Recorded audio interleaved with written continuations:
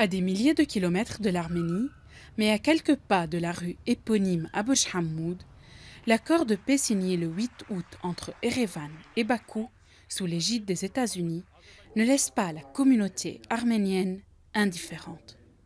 À Badguer, association culturelle et restaurant arménien, le sujet domine les conversations, souvent vives et empreintes d'inquiétude.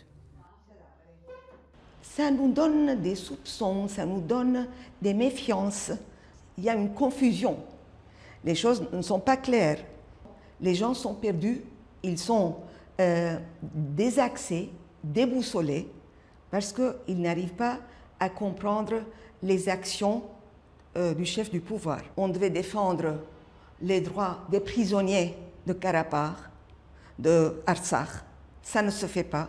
Durant ce traité, durant cet accord qu'il y a eu. Si cette nouvelle est difficilement acceptée, c'est parce qu'elle ravive chez certains la crainte de voir disparaître l'identité arménienne. نحن مهمومين كثير يعني في عنا هم كبير بالنسبة للي عم بيصير وبالنسبة للي بده يصير. طالما في عندك بوجهك ناس عندهم سياسة إلغاء وجود الأرمني، أنت ما فيك تسكت تقول والله أنا بعمل سلم إنه بعمل اتفاقية ومع أسرار ما حدا بيعرف شو هن. Pour d'autres, la paix pourrait être envisageable, mais uniquement sous certaines conditions.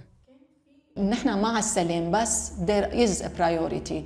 هناك لازم يكون في أولوية بالبنود في حق للشعب الأرمني، حقوق من historical point of view، من شعب اللي طلعوا من أرتساخ رجوعهم لعبيوتهم، والسجناء اللي موجودين هلا بالسجون بدون محاكمة. Un peu plus loin de Bouj Hammoud, dans le bureau de la professeure Hilda Bayramian, l'accord suscite un certain optimisme. Celui-ci prévoit notamment la création d'une zone de transit, traversant l'Arménie pour relier l'Azerbaïdjan à son enclave du Nakhitchevan.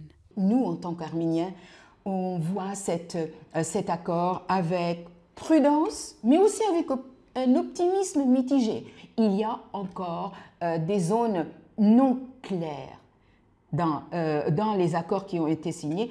Nous espérons évidemment qu'il y aurait certainement des avantages économiques par l'utilisation de ce passage. Parce que c'est ça ce dont la région a besoin actuellement. Quant à une paix durable à long terme, pour moi, en ce qui me concerne, j'aurais vraiment une réticence à être aussi optimiste. Mais certainement, nous l'espérons. Entre peur, incompréhension, rejet et espoir, cet accord, qui pourrait potentiellement mettre fin à des décennies de conflits entre l'Arménie et l'Azerbaïdjan, continue surtout d'inquiéter la communauté arménienne du Liban. Beaucoup s'interrogent encore sur ces zones d'ombre et sur ce qu'il apportera réellement à un pays longtemps meurtri.